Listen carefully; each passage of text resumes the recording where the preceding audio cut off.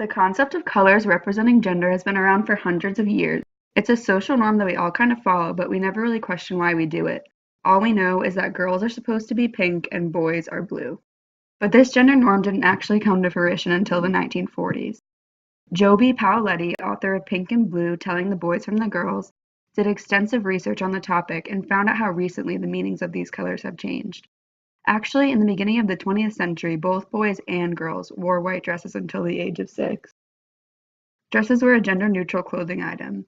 It wasn't until later in the century that people started using pastel colors to dress their babies, but even then, pink and blue didn't symbolize what they do today. A 1918 article that was featured in Ladies' Home Journal said that the generally accepted rule is pink for boys and blue for girls. The reason is that pink, being a more decided and stronger color, is more suitable for the boy, while blue, which is more delicate and daintier, is prettier for the girl. Other fashion magazines agreed on the subject.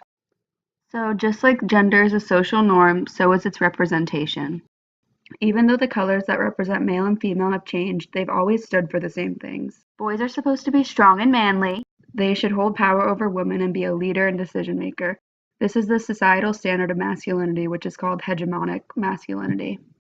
On the other hand, girls are subjected to opposite expectations. They're supposed to be cute, dainty, and be controlled by the man. This feminine ideal is called emphasized femininity. While both genders face adversity because of this stereotyping, it has caused females to face inequality for thousands of years. Since emphasized femininity shows characteristics of beauty, daintiness, and overall weakness, women are often subjected to gender roles that fit these characteristics.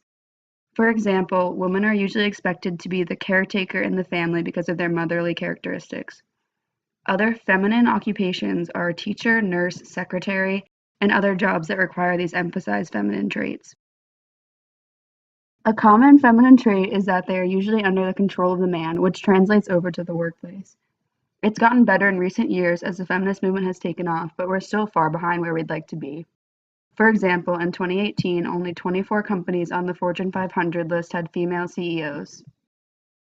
Males also face adversity caused by gender stereotypes.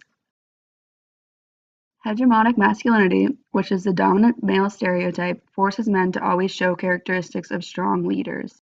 Because of this, they are expected to never show any signs of weakness or exhibit any feminine traits. Consequently, whenever they show any sign of emotion, such as crying, they have failed at being a man. This leads men and boys to suppress their emotions and any feelings of vulnerability. From this process, toxic masculinity has developed. Toxic masculinity is a specific model of manhood geared toward dominance and control. In order to avoid being seen as weak and vulnerable, males try to overemphasize their masculine traits of power and strength, which can become dangerous. Although gender norms are less significant than decades ago, we still have a long way to go. They're going to continue to be followed so long as babies are dressed up in colors according to their gender. Hopefully in the future, every color will be gender neutral.